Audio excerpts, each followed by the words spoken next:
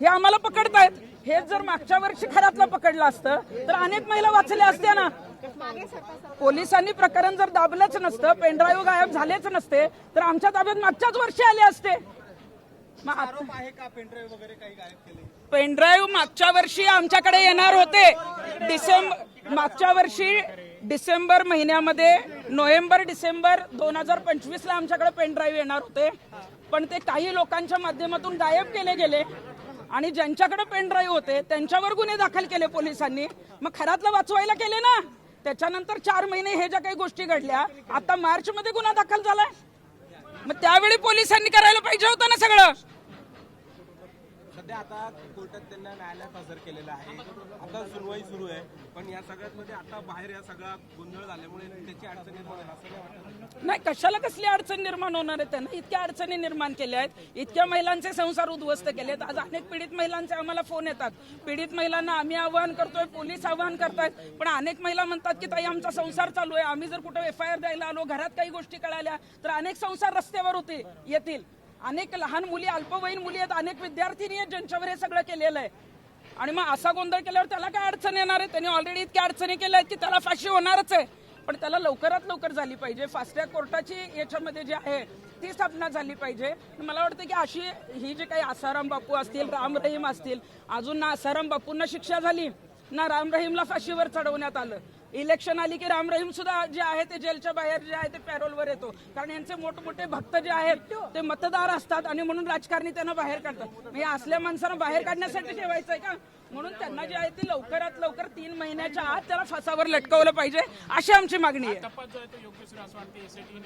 SITचा जो तपास आहे तो आता तरी योग्य रीतीनं चालू आहे, परंतु अजून सुद्धा जे ट्रस्टी आहेत, ज्यांची नावं समोर आलेली आहेत, मग रुपाली चाकणकर असतील, इतर ट्रस्टी असतील, या खराचे जे कोणी साथीदार असतील, त्यांची टोळी असेल, त्या टोळीमधल्या कुणाचाही अजून जे आहे तो जबाब घेतलेला नाहीये. अजून कुणालाही ताब्यात घेतलेलं नाहीये. अजून कुणालाही अशोक खरात जो आहे त्याला मदत करणारे जे ट्रस्टी असतील, त्याची जी टोळी असेल, त्याचे काहीतरी जवळची 1-2 जण ताब्यात घेतली, पण बाकीची जी काही मोठा आकडा आहे जो जमिनीच्या संदर्भात असेल किंवा याच्या असेल, त्या सगळ्यांना जे आहे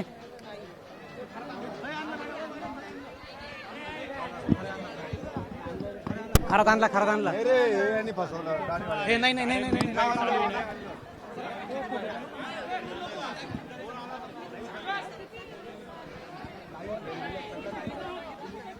विनोद, मला सांगा, मला पोलीस सांगणार नाही.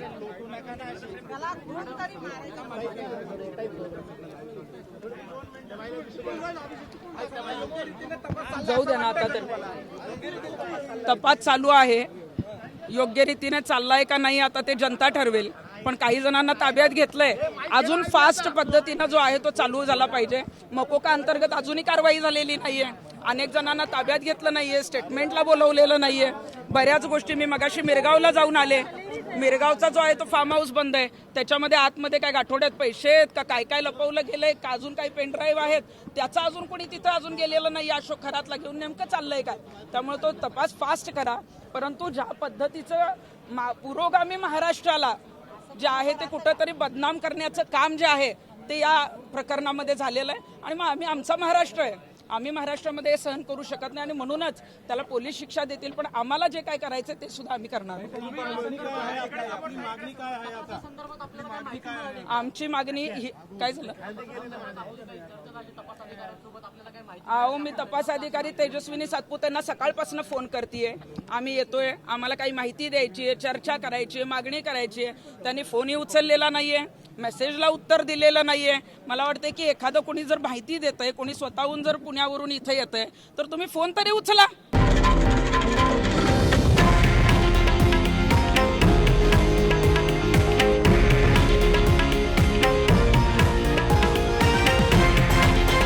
हे आहे देशातील नंबर 1 न्यूज नेटवर्क आणि आपण पाहत आहात TV9 मराठी, एकमेव.